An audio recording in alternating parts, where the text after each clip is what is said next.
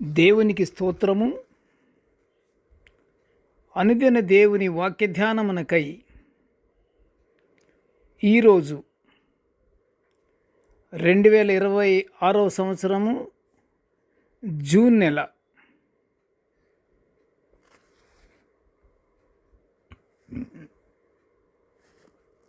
6వ తారీఖు.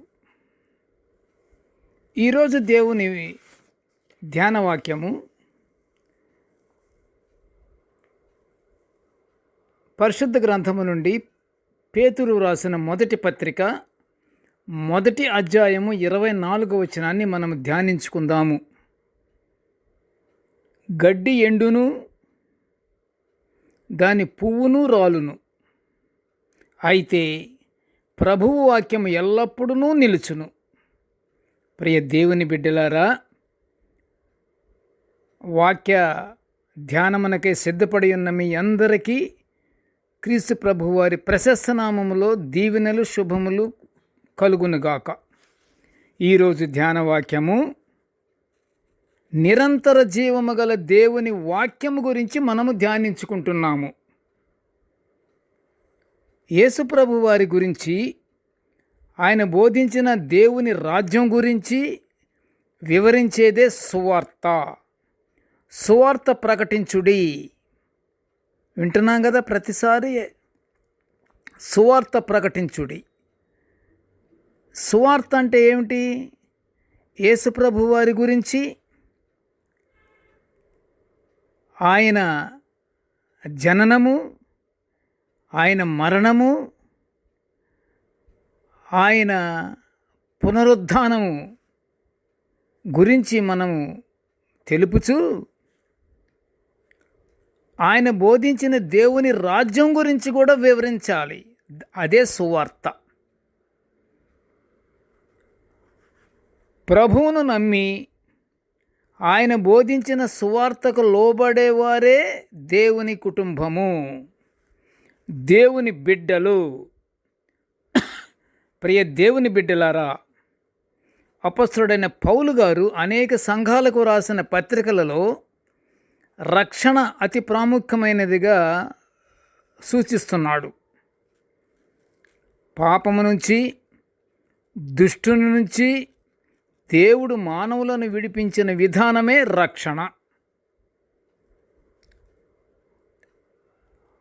ఆ రక్షణే అతి ప్రాముఖ్యమైనదిగా పౌలు గారు కూడా సూచిస్తున్నాడు. యేసుప్రభు దేవుని కుమారుడని, ఆయన లోకరక్షకుడని నమ్మే వారందరూ ఈ రక్షణ పొందుకుంటారని పౌలు గారు రోమా సంఘానికి రాసిన పత్రిక 1వ అధ్యాయం 16 చూడండి ఒకసారి. అందులో మనం చూస్తున్నాము, ప్రభువుని నమ్ముతూ దేవుని వాక్యాన్ని వినుచు వాక్య ప్రకారము నడుచుకుంటూ దేవుని ఆశీర్వాదాలు మనము పొందుకోవాలి. ప్రియ దేవుని బిడ్డలారా, దేవుని వాక్యము బలమైనది, అందులో జీవమున్నది. వాక్యం అంటే ఏమిటి? వాక్యము దేవుని శక్తి. అందుకని మనము వాక్యాన్ని నిరంతరము నిత్యము మనము ధ్యానించుకునే భాగ్యం మనకి దేవుడు అనుగ్రహించి ఇచ్చాడు. అనగా కేవలం మాట చేతనే సృష్టి అంతా సృజింపబడినట్లు ఆదికాండము 1వ అధ్యాయం అంతా స్పష్టంగా వివరిస్తుంది. అంతేకాదు ప్రియ దేవుని బిడ్డలారా, ఆదియందు వాక్యం ఉండెను, వాక్యము దేవుని యొద్ద ఉండెను, వాక్యము దేవుడై ఉండెను, ఆయనలో జీవమున్నది. ఏమున్నది? ఆయనలో జీవమున్నది అని యోహాను భక్తుడు 1వ అధ్యాయము 1 నుండి 4 వచనాల్లో తెలుపుతున్నాడు. ఈరోజు ధ్యానవాక్యము కూడా గడ్డి ఎండిపోవును, అయితే ప్రభువు వాక్యము ఎల్లప్పుడూ నిలిచియుండునని పేతురు గారు తన మొదటి పత్రిక 1వ అధ్యాయము 24వ వచనములో రాస్తున్నాడు. వాక్యం, అది ప్రభు వాక్యము ఎల్లప్పుడూ నిలిచి ఉంటుంది. ఎంత అద్భుతమైనటువంటి మాట.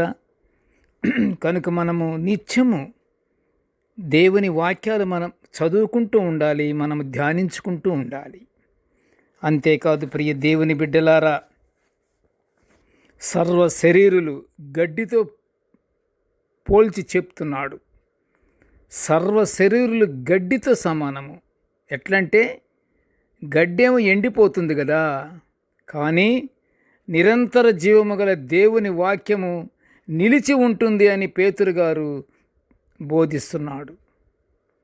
మనము దేవుని దగ్గర కోరుకునేది నిరంతర జీవాన్ని అనుగ్రహించమని మనము కోరుకుంటూ ప్రార్థిస్తున్నాము.